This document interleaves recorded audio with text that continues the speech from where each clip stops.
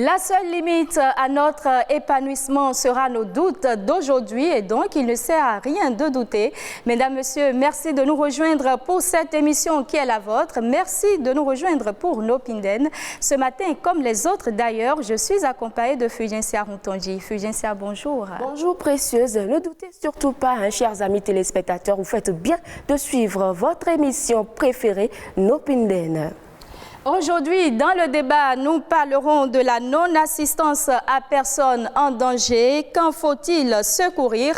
Comment appréhender le danger? La non-assistance à personnes en danger est-elle punie par la loi?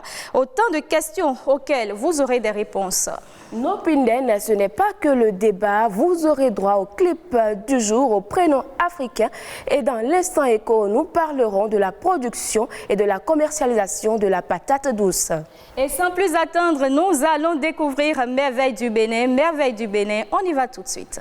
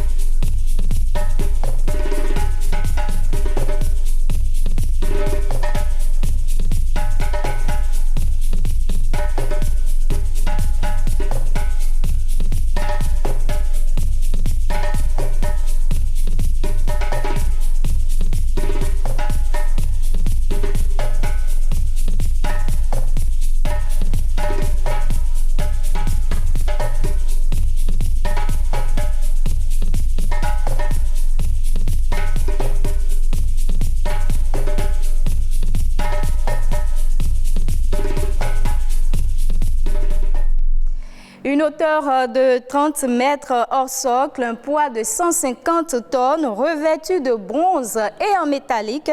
La statue de l'Amazone, c'est ce que nous venons de découvrir dans Merveille du Bénin. Oui, précieuse, et selon certaines sources, ces statues font partie du top 10 des statues les plus grandes de l'Afrique. Et comme vous le savez, Nopinden, ce n'est pas que de l'information, c'est aussi de la musique. Le tube du jour, on va le découvrir avec un artiste que vous connaissez très bien. Vous nous en parlez un ou pas? Allez-y. Il s'agit bien évidemment de Petit Miguelito. C'est Bemejo qui nous propose ce matin.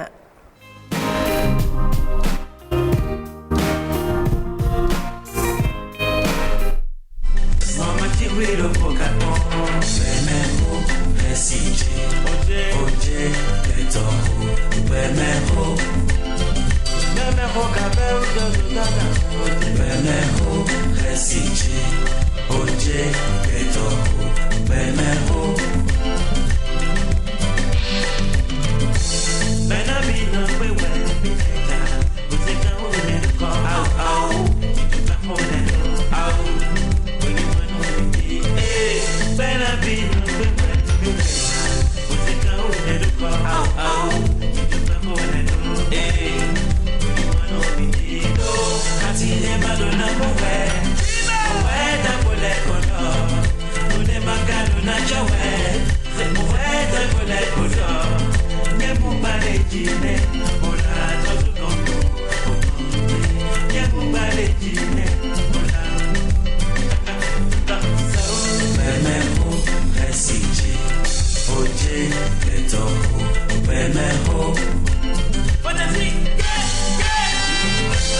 Si ton frère te force, essaie d'avoir la patience.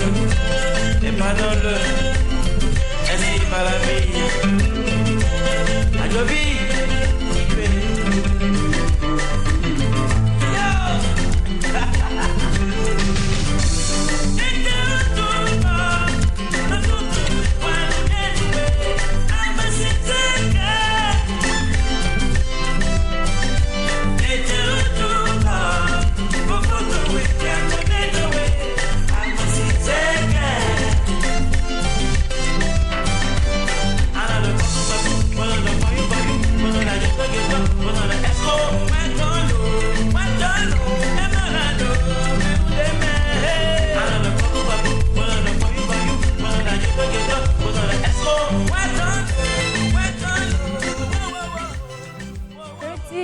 Miguelito, de son vrai nom, Ghislain Toforossou François Miguel, est né d'un père musicien. Il a été très tôt attiré par la musique. Son père Gilles Toforossou, il faut le dire, est un grand salsero béninois. Le petit a donc pris la relève tout simplement de son père et fait justement la fierté du peuple béninois.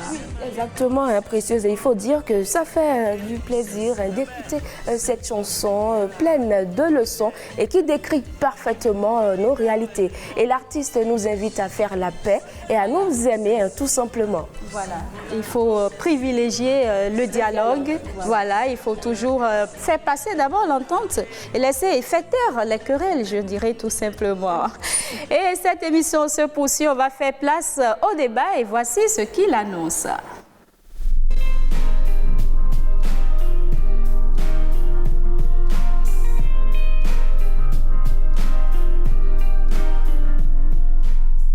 Autrefois, porter assistance à une femme qui croupit sous les coups de son conjoint violent ou secourir une personne accidentée était une chose normale.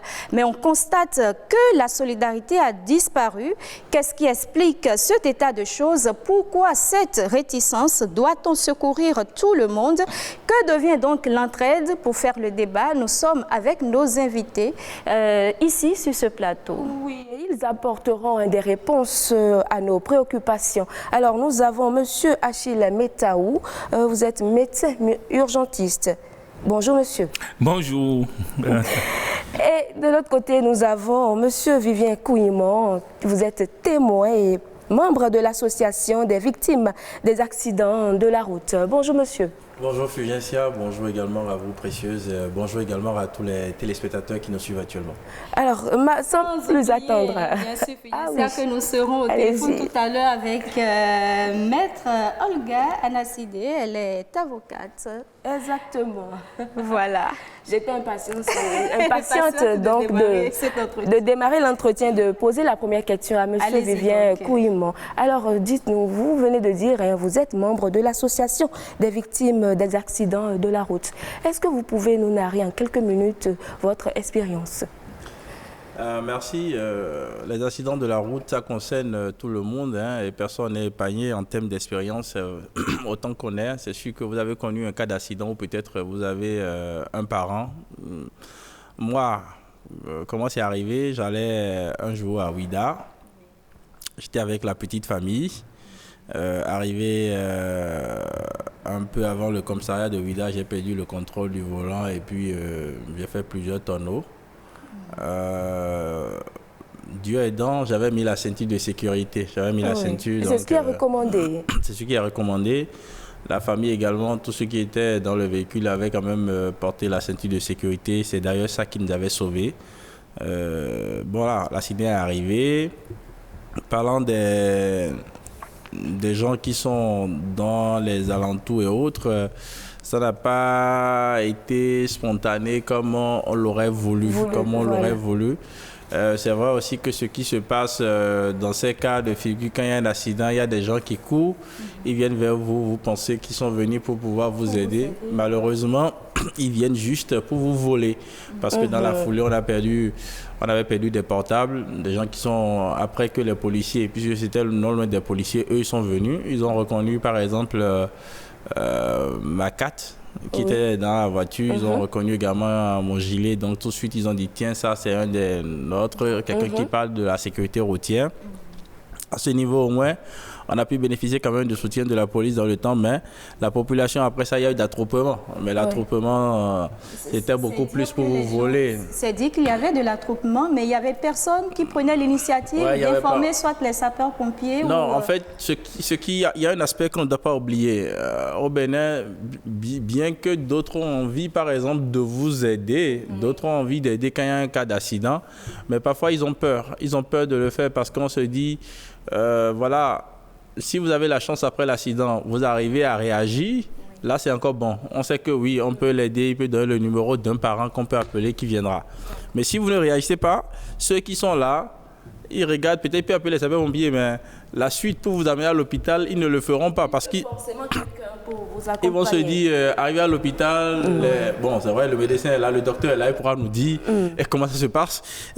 On se dit, arriver à l'hôpital, le docteur va dire, aller à la pharmacie, aller prendre ci, qui va payer ça. L'autre chose également, on se dit, si moi je l'amène à l'hôpital, je lui donne assistance. Est-ce que je sois là pour... Non, au-delà des faut que je sois là pour pouvoir payer, est-ce que les parents ou est-ce que les autres ne diront pas que c'est moi qui ai causé l'accident? Il y a cet aspect, il y a ces éléments qui font que beaucoup ont envie peut-être d'aider, mais qui ne le font pas. Monsieur Achille Metao, vous venez d'écouter le témoignage de Monsieur Vivien Kouimon. Déjà, il évoque la préoccupation première. Il y a de l'attroupement, les populations sont là. Et d'ailleurs, il a commencé à évoquer quelques raisons qui les empêchent justement de réagir. Vous, est-ce que vous en connaissez d'autres raisons? Je crois qu'il a planté le décor et comme il vient de le dire, c'est réel. Vous savez, tout est question de l'éducation à la base. Et je crois que dans l'introduction de ce débat, vous avez parlé beaucoup plus de l'entraide. Et donc, c'est l'amour qu'il faut cultiver. Et lorsque cette entraide est partie et qu'il n'y a plus l'amour et que chacun va développer les aspects individuels, on n'aura plus réellement ce que nous avions dans l'autre temps. Et il a dit tout à l'heure qu'il y a l'attroupement, mais certains viennent pour effectivement secourir, mais d'autres viennent pour pouvoir profiter de la situation. Mais ça, c'est l'éducation. Parce que vous avez votre prochain qui est en difficulté et qui souffre. Et au lieu de venir à son secours, c'est en ce moment maintenant que vous avez des idées complètement ailleurs. Mais comme il a dit, il n'a pas menti, parce que cette entraide qui est partie, cet amour qui est parti dans l'éducation, parce que le civisme n'existe plus, certains se demandent, lorsque je vais le secourir ou bien je vais l'amener à l'hôpital, la suite, comme il a dit, parce que nous avons beaucoup plus dans l'expérience rencontré beaucoup de situations où des gens sont venus au secours pour apporter leur secours à quelqu'un, mais lorsque les parents reviennent, lorsque les parents ont été informés et qu'ils viennent, c'est beaucoup plus le secouriste qui devient leur victime parce qu'ils estiment qu'il doit donner plus d'explications, comment ça s'est passé, on la somme de questions, on va même, des fois on l'amène même au commissariat pour aller faire des déclarations, l'intéressé va se demander mais pourquoi j'ai fait tout ça là, parce que si on n'arrive pas à me reconnaître et que on est en train de me prendre comme celui qui a causé l'accident, est-ce que demain je peux conseiller à mes enfants de porter secours à quelqu'un? Bon, comme il a dit, en dehors de ça, notre système, si nous prenons uniquement les cas d'accident, notre système sanitaire, comme vous savez, jusqu'à maintenant, l'assurance n'est pas encore universelle. L'assurance n'était pas universelle. Lorsque vous venez à l'hôpital, forcément, il faut que quelqu'un paye. Et forcément, il faut que quelqu'un paye. Et l'État, malgré toutes les dispositions qui sont prises, il faut reconnaître qu'il y a toujours des situations, des insuffisances, où lorsque vous venez, le médecin ou l'équipe de santé n'a pas l'obligation des moyens. Il est là, il voit l'urgence, il peut apporter un secours, mais s'il n'a pas le médicament, s'il n'a pas le produit, il va faire quoi? Donc tout ça là, peuvent beaucoup plus reléguer, différer l'assistance, et à partir de ce moment, on va commencer par se demander mais qu'est-ce qui se passe? Donc premièrement, d'abord l'amour est en train de déserter les lieux. Et deuxième chose, il faudrait qu'on en arrive à une situation de couverture universelle pour que lorsque n'importe qui dans une difficulté se retrouve dans un système de santé, on n'allait plus attendre que quelqu'un paye avant de le soigner. Oui. D'accord. Nous avons avec nous Maître Olga Anacide. Vous êtes en ligne, Maître? Allô? Oui, bonsoir madame. Maître Olga Anacide, bonsoir à vous. Merci de nous rejoindre dans ce débat. Bonsoir madame, bonsoir aux autres invités qui sont sur le plateau. Alors, vous avez écouté un tant soit peu nos invités sur le plateau. On parle de l'assistance, de la non-assistance à personnes en danger. On a commencé à aborder les raisons justement qui peuvent amener les populations à ne pas réagir. Tout à fait, comme l'a relevé l'intervenant juste après que vous m'ayez invité dans le débat. Oui. C'est un phénomène de société qui se développe malheureusement de plus en plus. Oui. j'ai coutume de dire que c'est l'humanité qui se déshumanise, malheureusement pour les raisons que le prédécesseur a très bien énumérées. Oui. C'est très difficile quand vous avez juste voulu, par charité, aider quelqu'un, vous vous retrouvez au centre de la procédure, vous devez débourser, vous devez répondre à des tracasseries policières, ça devient très embarrassant, ça devient très gênant, mais est-ce que pour autant on va regarder les personnes en situation difficile, les personnes en danger, est-ce qu'on va les regarder et être indifférents? Je pense que la problématique aussi, on peut la poser de cette façon-là. Mais vous êtes avocate. Lorsque nous portons par exemple l'assistance à une personne en danger et que du jour au lendemain, on se retrouve en tant que suspect, quelle devrait être la réaction de celui-là qui se retrouve malheureusement soupçonné par peut-être la police ou voilà, par la justice ou les membres de la famille? Quelle doit être la réaction de cette personne? Je pense qu'on ne devrait pas soupçonner cette personne, sauf bien évidemment si d'autres éléments convergent vers lui, parce que ce n'est pas exclu.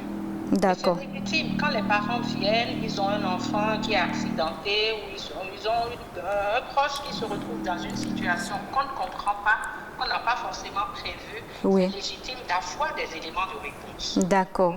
Mais en même temps, ce n'est pas pour autant que la première personne qui est venue, qui a volé au secours de votre parent, on va le considérer comme l'auteur de l'accident ou l'auteur des faits qui préoccupent désormais tout le monde. Donc, quelle réaction cette personne devrait avoir? C'est juste s'expliquer déjà.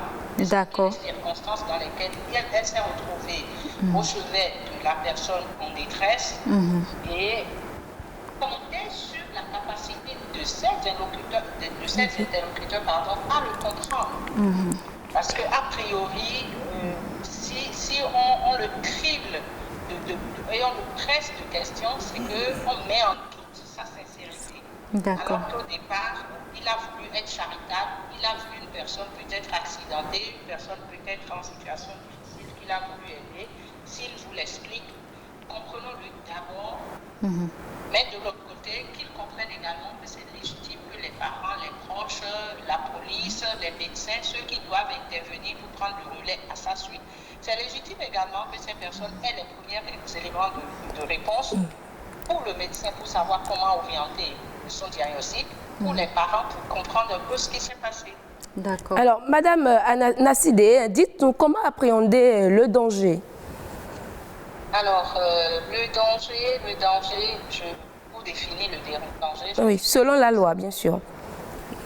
Pour définir le danger, je dirais que c'est toutes les situations qui sont source d'un risque potentiellement dangereux.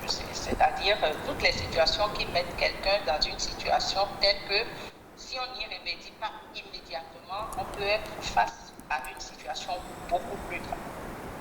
La loi en elle-même ne définit pas le danger. D'accord. C'est la doctrine, ce sont les éléments de doctrine qui nous permettent de cerner le danger et de conclure qu'on dira qu'une situation est dangereuse toutes les fois qu'elle est potentiellement source d'un dommage plus grand que ce à quoi on est en train d'assister.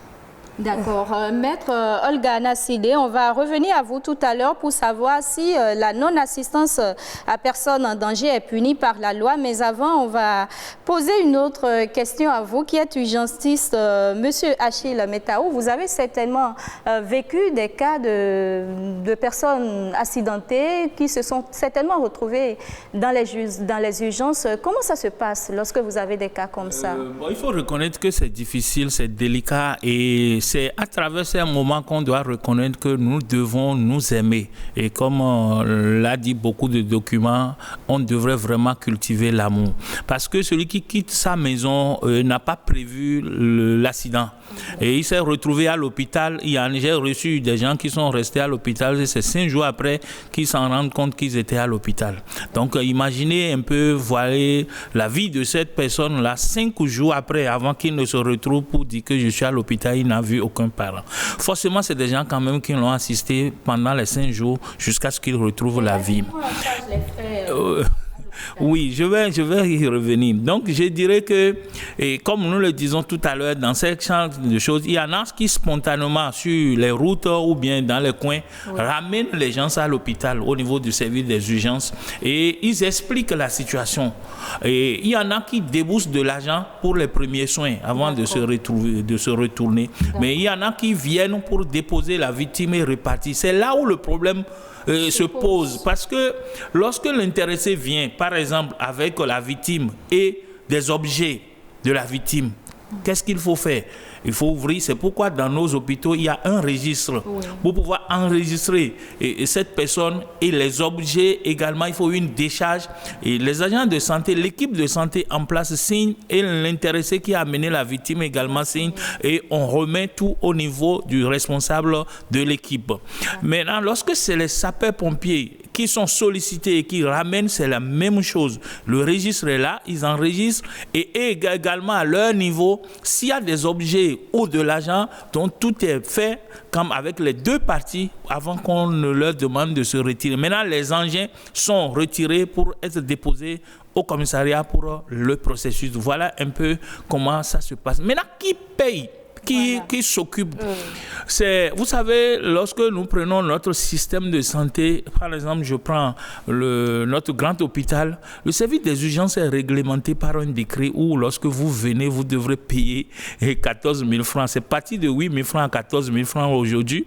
Et donc, ça veut dire que ça a grimpé, et y compris la consultation, un premier examen et les premiers soins.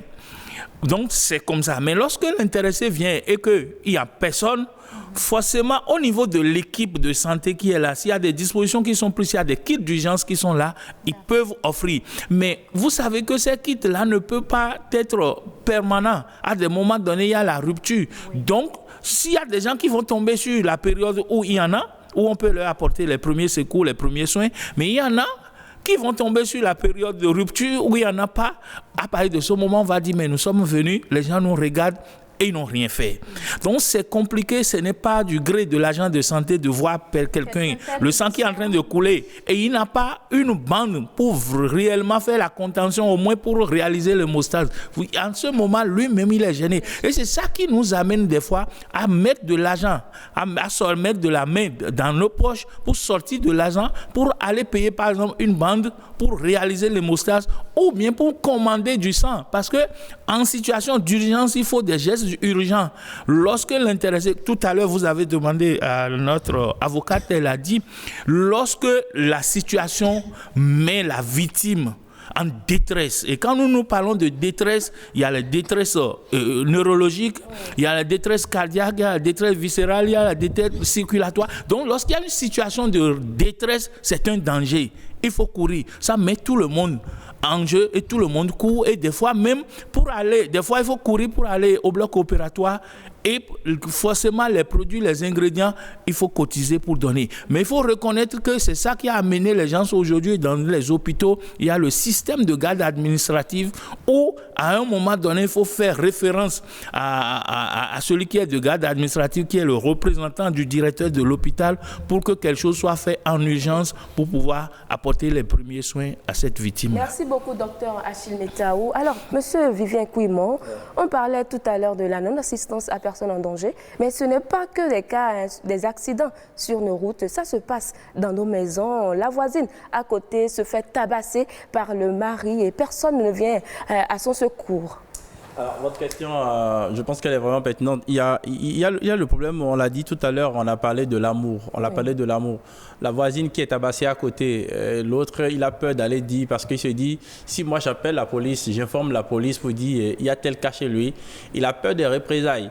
Il a peur de ce que demain on dira, c'est moi qui ai informé la police.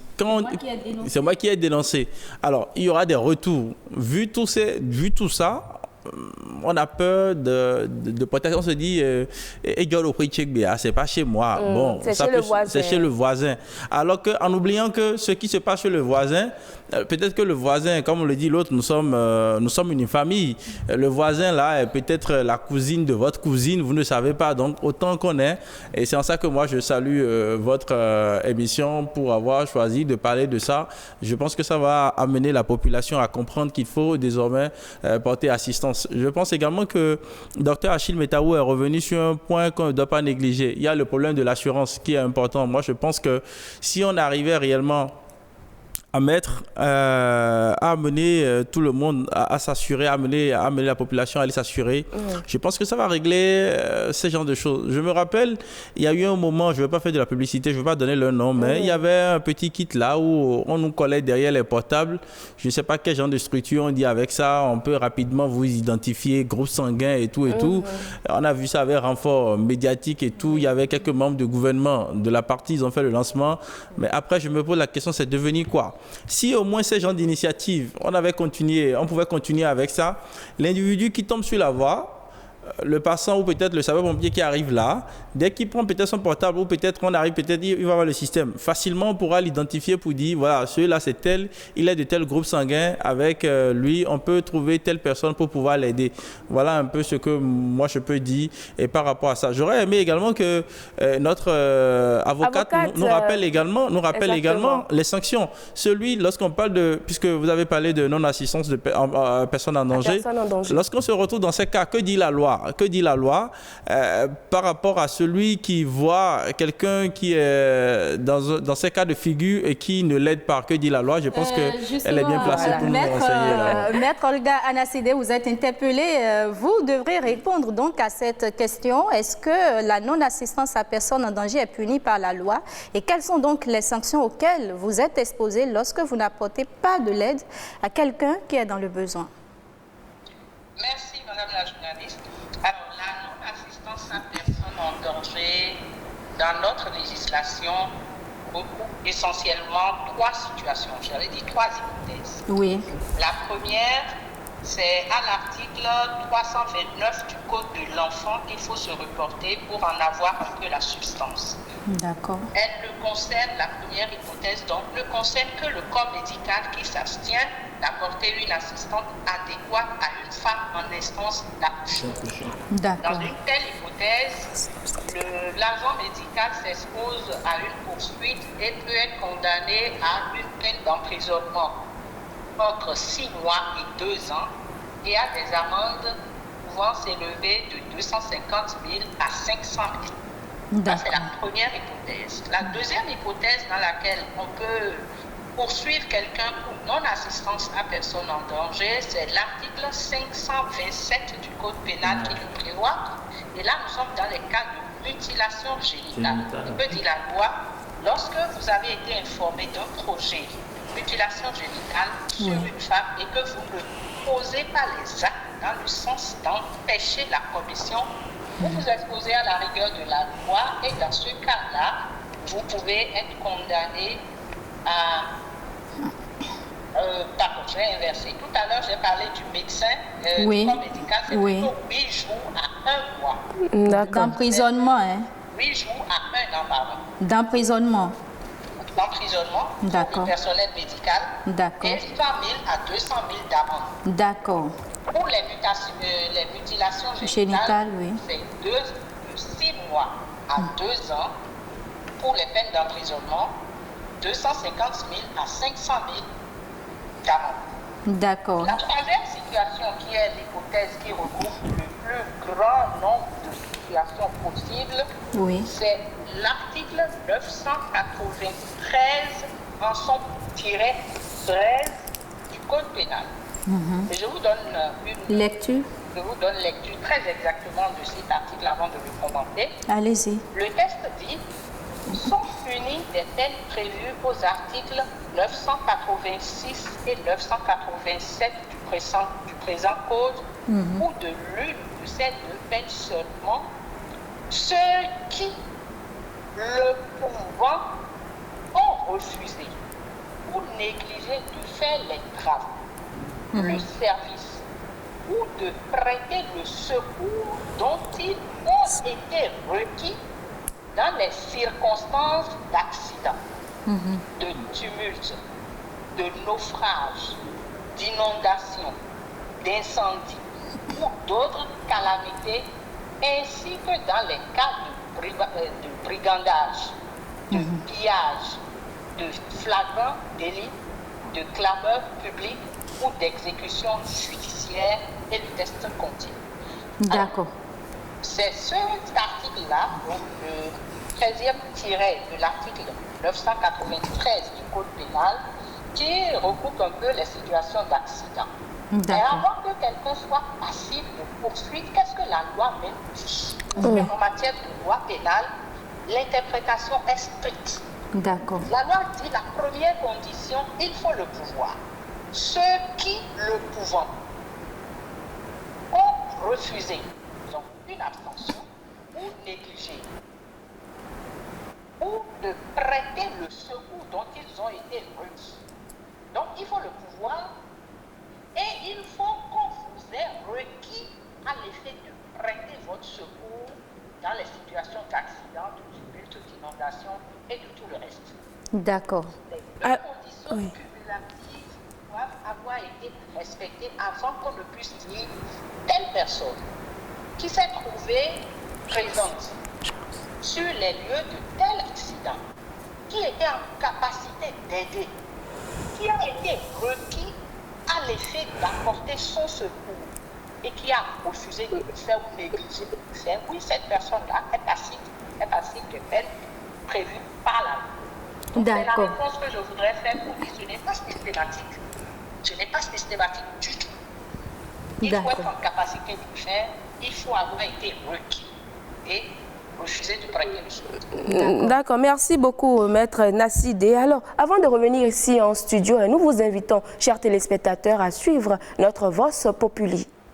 Il y a forcément une part de risque, à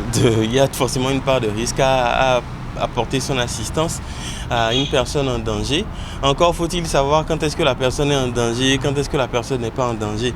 Parce que il y a des moments où vous apportez vous pensez apporter une assistance, mais en réalité vous vous immiscez dans les affaires d'autrui. En voulant assister quelqu'un lors d'une bagarre par exemple, on peut facilement recevoir un coup. Et cela, ce n'est plus en voulant assister, on se fait par exemple tabasser également. Alors je crois que dans ce cas, il faut être prudent. Le danger, il est réel quand vous voyez que la vie de la personne est menacée, quand vous voyez que la vie, l'intégrité physique de la personne est menacée, bien entendu, que vous avez l'obligation, c'est un devoir d'abord naturel, c'est un devoir spirituel, c'est un devoir citoyen, c'est un devoir humain que d'apporter son assistance, quels que soient les risques que l'on peut encourir. Maintenant, après, il faudra pouvoir démontrer qu'il n'y a que de bonnes intentions derrière l'acte que l'on a posé. Le cas de l'autostop, vous voyez, ça fait que beaucoup ont changé d'idée par rapport à cette aide qu'ils apportent aux personnes en danger, jusqu'à ce que même on voit aujourd'hui des élèves en kaki en retard pour les cours, et on ne veut pas les aider. Je vous dis un cas palpable, j'ai assisté à ce cas-là. Courant Sekandji pour aller à Semekodi, quelqu'un aurait remorqué une élève. Et avant le péage au carrefour Épais, il s'est avéré que la fille est tombée de la moto. Elle saignait, l'autre ne savait pas. Et qu'est-ce qu'on a constaté? On a mis en débat la personne qui l'a conduite.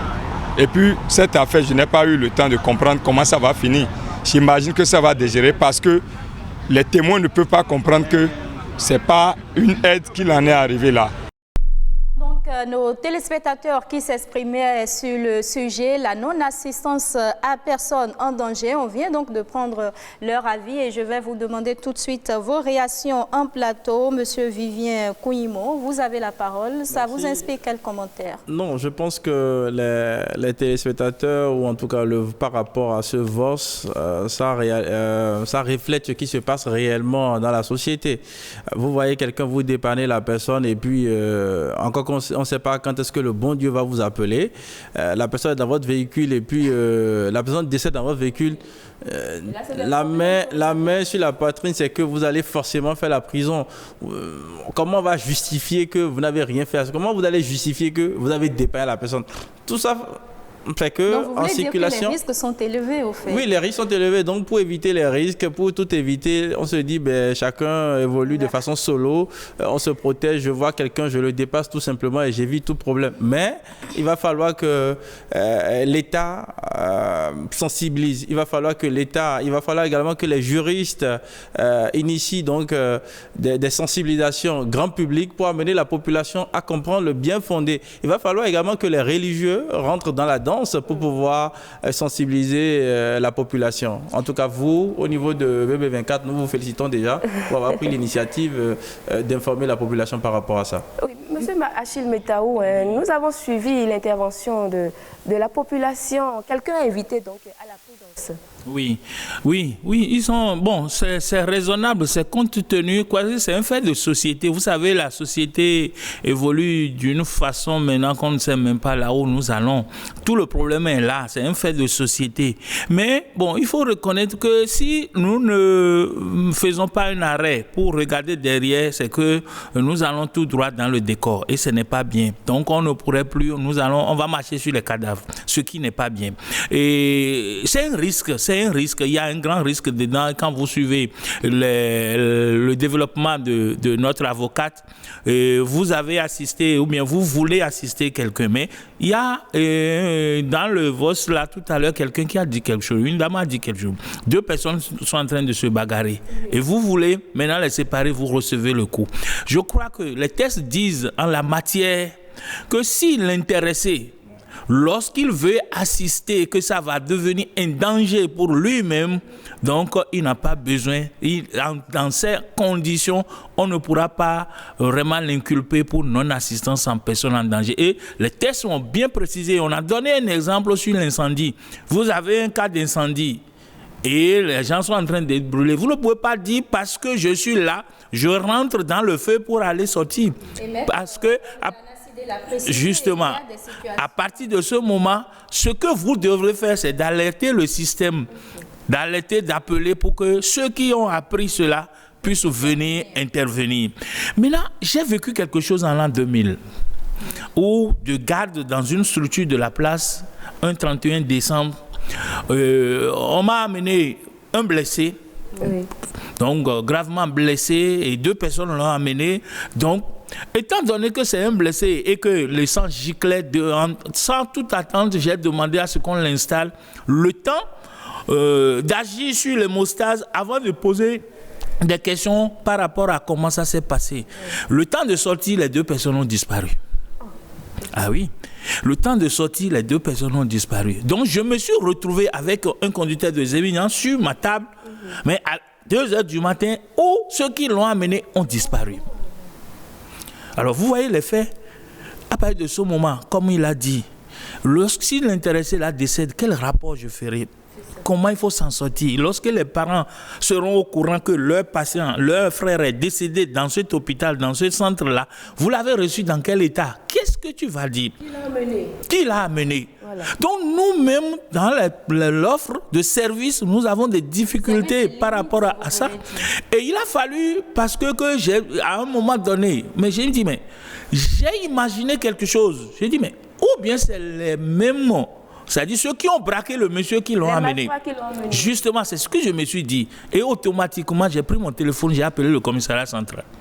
Pour dire, je viens d'être victime de quelque chose. Et en même temps, Dieu merci, celui sur qui je suis tombé a réagi en même temps pour sonner l'équipe de patrouille. Et dans la zone là, on a effectivement intercédé les 2 personnes et qui ont été pris. Donc, vous voyez comment les gens se comportent. C'est eux qui ont créé la situation. Bon, peut-être qu'on va dire, ils ont le cœur, ils ne veulent pas le laisser là pour qu'on dise que c'est eux, parce qu'ils sont partis avec sa moto. Mais on est venu le déposer dans un hôpital pour nous créer des problèmes, et puis ils sont partis. Donc c'est autant de choses, c'est pourquoi il disait tout à l'heure qu'en réalité, il faut sensibiliser, il faut pouvoir expliquer. Parce que la non-assistance en personne en danger est punie par la loi, comme on nous l'a dit. Mais est-ce que la personne est en détresse? Parce qu'il faut ça. Quand les gens disent, bon, il m'a dépassé, on m'a... Ok, l'autostop, est-ce que je suis tenu d'aider quelqu'un lorsqu'il veut se débrouiller, lorsqu'il cherche une moto, il n'a pas trouvé? Il n'est pas en détresse. Il n'est pas dans une situation de détresse. Parce que les tests disent en situation de détresse. Je ne suis pas tenu. Maintenant l'éducation qu'on nous donne, tu vois ton frère, tu vois un élève en kaki, et toi-même tu regardes l'heure et tu vois, et voyant tout ce que toi-même tu as vécu avant d'être ce que tu es, tu peux l'aider. Mais malheureusement, lorsque vous faites effectivement un accident, ça tourne, les parents vont te dire, mais tu l'as eu où? Donc, autant de situations que nous devons, à l'hôpital, beaucoup de gens se plaignent, beaucoup de gens sont contre les agents de santé. Parce que dans on nous accuse à travers, vous n'avez pas porté assistance. Alors, quelle est l'assistance qu'on devrait porter? C'est d'accueillir le patient, la victime, et c'est de porter secours aux premiers soins. Mais si vous n'avez pas, vous n'en avez pas, parce que c'est les moyens, vous avez l'intelligence, mais vous avez besoin des moyens pour apporter le secours. Et si ces moyens ne sont pas à votre disposition, vous allez faire quoi? Madame a dit tout à l'heure dans son développement, ou bien vous êtes requis pour la cause. Oui. En 2005, je crois que c'est 2005, quand il y a crash d'avion ici, mais on n'a pas appelé autrement les agents de santé avant que tout le monde ne se mobilise au CNHU. Parce que les gens savent que c'est une situation de catastrophe et il faut courir. Lorsque tu as été mandaté, lorsque tu as prêté serment pour servir et que tu apprends ces genres d'événements, tu ne dois pas attendre à ce qu'on t'appelle. Maître Olga Anasidé, on va vous donner la parole. C'est vrai qu'il faut secourir, mais dans quel cas secourir? Quelles précautions doit-on prendre pour secourir sans bien sûr avoir des quiproquos après? Alors, votre question est difficile parce qu'elle est complexe. Elle est complexe. Ce que je peux dire, c'est que la loi a prévu les cas dans lesquels, si vous n'apportez pas le secours, lorsque vous êtes en capacité de le faire, que vous êtes requis, que vous abstenez, la loi a prévu les cas. Donc, je n'ai pas ouvert à toutes les situations. D'accord. Et devant chaque hypothèse, vous appréciez. Ah ouais. Et en appréciant, vous optez pour le pari de prendre le risque ou pas de subir les tracasseries après. Parce que quand on parle d'un élève dont c'est peu de la condition, parce qu'il est pratiquement en retard et qu'on veut l'aider, que le drame survienne, je ne peux pas vous dire ici sur un plateau, là, si vous voyez un élève dans ces conditions-là, dépassez-le. C'est ça. Bien sûr. Parce que je ne peux pas tabler sur ce qui va arriver par la suite. Je ne peux pas vous garantir que la main sur le cœur, quand vous allez soutenir simplement. Je voulais juste dépanner cet élève-là. Et que le drame est arrivé. Moi, quand on veut dépanner comme ça, on ne sait même pas comment est-ce que l'autre s'appelle. On est juste porté par le souci d'apporter une aide charitable à une personne qu'on considère être en situation difficile sur l'instant. Donc, c'est très difficile de vous dire quelles précautions prendre. Maître Olga Anasidé, on vous aura compris. On reste avec vous pour prendre votre mot de la fin rapidement. Alors, je remercie, tout comme ceux qui sont sur le plateau, je remercie votre chaîne d'avoir pris l'initiative d'informer les populations sur ce phénomène de société qui se développe malheureusement. Oui. Et la seule chose à laquelle ça nous appelle, c'est rééduquons les humains. D'accord. Parce que celui qui est mal intentionné, on n'a aucun moyen de savoir qu'il est mal intentionné quand il se met sur la voie. D'accord. Celui qui est animé des meilleures intentions et qui ne veut qu'aider, on n'a aucun moyen de le savoir. Et c'est dans le lot que quelqu'un va faire vouloir aider alors qu'il est manifestement motivé par des raisons qui ne sont pas humaines. Donc, éduquons nos populations pour que nous ayons plus d'humanité. Et que sur le plateau a dit, cultivons un peu plus d'amour, soyons plus sincères, plus honnêtes dans les dessins qui nous motivent et comptons avec la grâce et la chance pour que toutes les fois que nous serons portés à aider quelqu'un spontanément, que ça ne devienne pas un véritable drame. D'accord. Merci à vous, Maître Olga Nassidé. Merci très sincèrement d'avoir répondu à nos questions. Sur le plateau, on va prendre rapidement le mot de fin de nos deux autres invités. Monsieur Achille Metaou, vous avez la parole en 30 secondes. Oui, je voudrais simplement inviter la population à comprendre que l'urgence ou bien le danger, c'est l'agent de santé qui définit. Vous pouvez être victime de même accident et venir à 5. L'agent de santé va choisir s'occuper d'un cas et vous laisser. Ce n'est pas qu'il vous a laissé, ce n'est pas qu'il n'a pas porté assistance en personne en danger. Ce que toi tu juges urgent ou bien danger, lui qui a appris, c'est sa profession, lui ne voit pas la détresse vitale. C'est ce que nous avons beaucoup plus dans les services des urgences. Les gens viennent, ils sont tous blessés, mais ils pensent qu'on peut les prendre ensemble au même moment. Non. Parce que nous avons les extrêmes urgences, nous avons les urgences et nous avons les urgences à différer. Que les gens comprennent et que nous puissions évoluer dans le sens à avoir vraiment l'assurance universelle pour qu'à tout moment, dès qu'on sera victime d'un accident, on peut soigner sans regarder derrière. Monsieur Vivien Kouimo, votre mot de la fin. Comme Dr Achille, comme notre avocate, je dis aux téléspectateurs de tenir compte de ces aspects qui ont été développés et au-delà de tout, je voudrais demander à la population, si tant est que vous voulez aider quelqu'un dans un cas d'accident, n'oubliez pas d'appeler le 117 ou en tout cas d'informer la police et ayez quand même le réflexe, un numéro vert, prévenir pour dire que voilà, moi, tant je suis en train de faire telle chose. Et comme l'a rappelé Dr Achille Metaou, un enfant sur la voie, si vous voulez aider, tenez compte de votre cœur. Parce que parfois, le cœur nous parle, voit la vérité, mais on ne veut pas comprendre, on se lance dedans. Si vous voulez faire quelque chose et votre cœur vous dit il ne faut pas faire, ne le faites pas. Mais si le cœur vous dit il faut le faire, vous pouvez aller. Et toute personne qui en a besoin devrait pouvoir en bénéficier. Merci à vous d'être venus sur le plateau. Je rappelle qu'on était avec Maître Olga Anassidé au téléphone. Au plateau, Monsieur Vivien Kouimo, vous avez été témoin, vous avez été d'ailleurs victime d'un accident. Ouais. En face de vous, on avait Monsieur Achille Metaou, il est urgentiste. Voilà. Merci donc d'être venu répondre à nos questions et cette émission se poursuit. On va tout d'abord marquer la pause pour vous revenir un peu plus fraîche, je dirais. À tout à l'heure. L'ORTB se rapproche encore plus de vous. La nouvelle application mobile de l'ORTB avec plus de dynamique, plus de design, plus de couleurs, plus de facilité. Vos chaînes de radio, votre télévision nationale et BB24 en direct, c'est sur Play Store. ORTB mobile, toujours plus proche de vous. De retour en plateau pour enchaîner avec la deuxième partie de cette émission. On va découvrir le prénom du jour. Aujourd'hui, le prénom à l'honneur, c'est Achiglozo. Allons-y.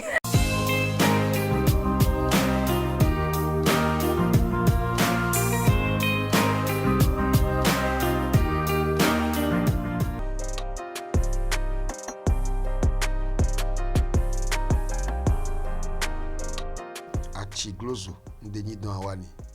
Littéralement traduit, le bois qui a résisté au feu ne pourra pas être brûlé par le soleil. Donc tout enfant qui porte ce prénom sont des enfants qui résistent aux tentations. Vous savez, nous sommes en Afrique, aux tentations occultes et consorts, la méchanceté, les commérages, les médisances et consorts.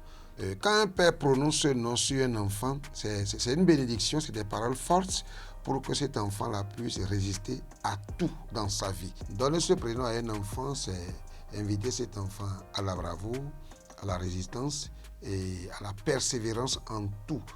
Donc ces enfants ne reculent souvent devant rien. Et c'est souvent aussi un défaut parce qu'il ne faut pas avancer toujours parce qu'il faut avancer.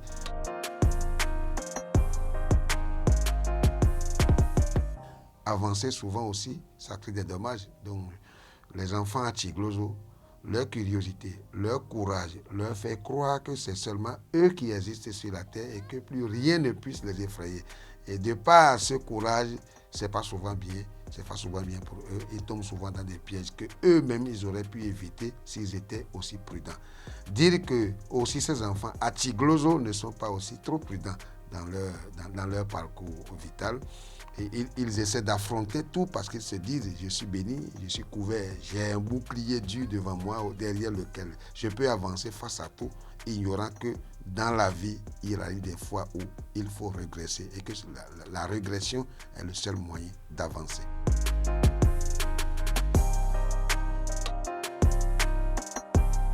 Ce serait pas mauvais qu'une femme porte le nom Achigloso. Mais vous le savez, de nos jours, les femmes peuvent porter tous les noms. Peuvent porter tous les noms, ça ne change pas. Mais vous savez, dans un nom, il y a la charge que vous portez au sein de la famille. Il y a le cas de charge qui vous amène à affronter certaines choses. Vous n'allez pas me dire que devant certaines situations, la femme ne pourra pas. Vous comprenez avec moi? Parce que même si la femme elle est née dans la famille, à des moments donnés, elle est appelée à aller fonder un autre ménage dans un autre foyer là-bas. Et nos parents, pour eux, il faut que l'enfant puisse, dans le foyer, dans la famille, dans la collectivité, assurer de façon irréfutable la suite, la relève de ses parents. Et quand la femme est appelée à un moment donné à quitter la famille A pour une autre famille B, je me demande comment dans l'autre famille B, elle pourra assurer convenablement et totalement ces charges-là. Je ne dis pas qu'elle ne pourra pas, mais de part et d'autre, il va y avoir un petit manque. Elle pourra le faire, mais ça lui sera un peu trop difficile.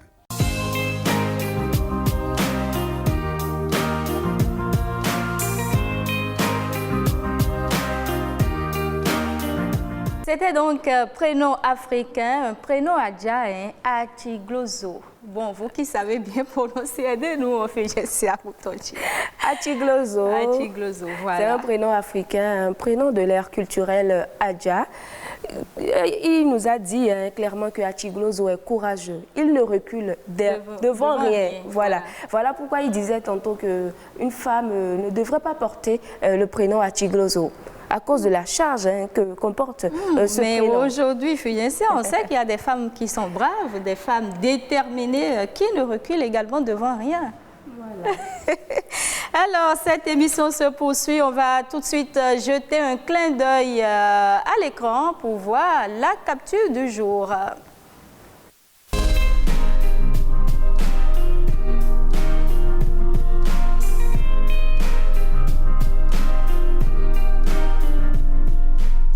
Voilà, on jette un coup d'œil à l'écran avec la complicité de la réalisatrice ce matin. Voilà, du tchakpalo avec de la glace en train d'être servi. Voilà, c'est comme ça que ça se sert chez nous. Je suppose que c'est la vendeuse là qui est en train de servir du tchakpalo à son client qui est juste devant lui. Je m'imagine, moi, cliente de cette dame-là. C'est pour étancher sa soif. Oui. C'est bon, surtout quand il y a assez de glace. Et parfois, on ajoute même du citron. Et moi, ça me rappelle particulièrement mon enfance. Voilà, avant, on remarquait ça beaucoup plus dans nos marchés, surtout disposé comme ça. Vous avez du tchakpalo comme ça. Aujourd'hui, ça se fait dans du plastique, mais dans l'ancien temps, voilà, c'était comme ça que c'était servi. Du tchakpalo qu'on retrouve dans la plupart de nos marchés. Un repas, je dirais, typiquement africain pour étancher sa soif, vous l'avez dit, avec de la glace, surtout quand il fait chaud. Voilà. Ça fait du bien quand même. Ça fait du bien. Tchakpalo. Lorsque vous avez peut-être parcouru de longues distances, voilà quoi.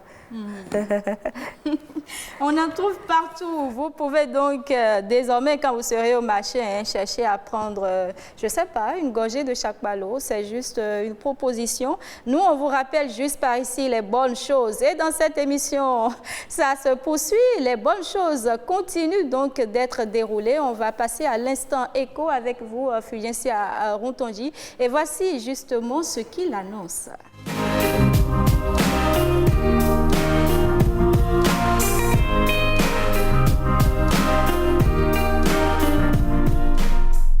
Instant écho, nous y sommes aujourd'hui avec vous, Fulgensia Rutonji. Nous parlons de la patate douce. Qu'est-ce que vous nous apportez comme information ce matin? Oui, nous parlerons de la patate douce. Il faut dire, précieuse, que la patate douce est la troisième culture après l'igname et le manioc.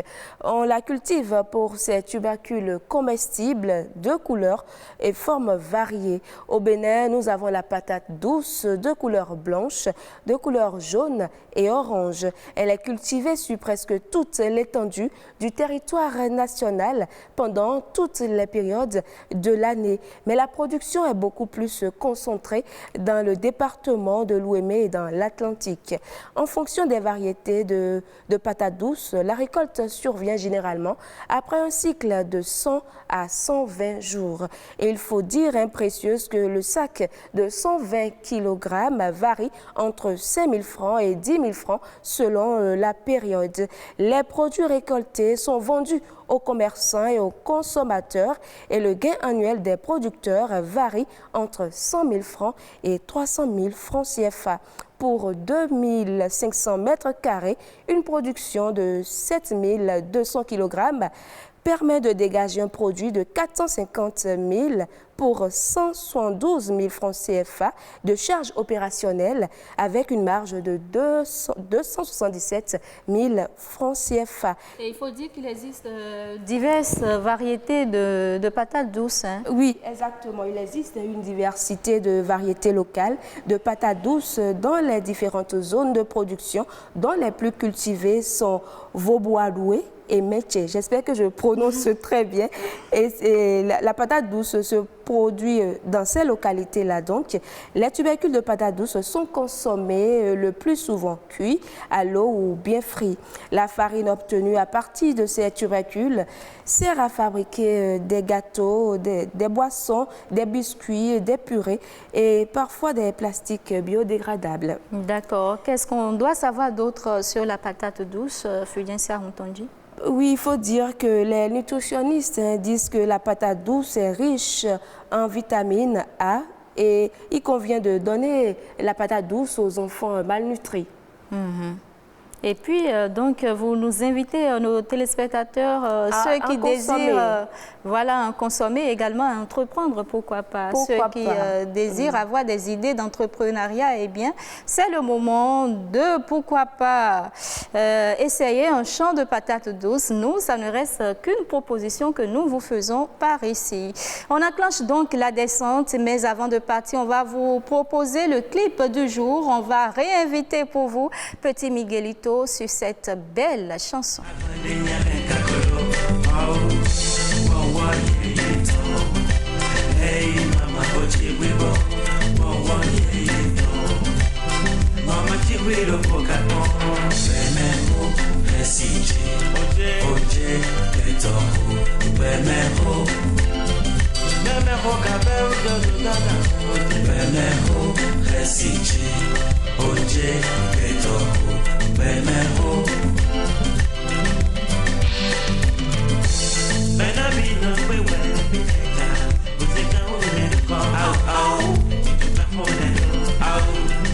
Nous sommes déjà à la fin de cette émission. Nous allons devoir vous quitter. On va vous souhaiter une très bonne suite de journée. Fulgensia, on va dire au revoir à nos téléspectateurs. Oui, au revoir, chers amis téléspectateurs. C'était quand même bien de passer ces moments en votre compagnie.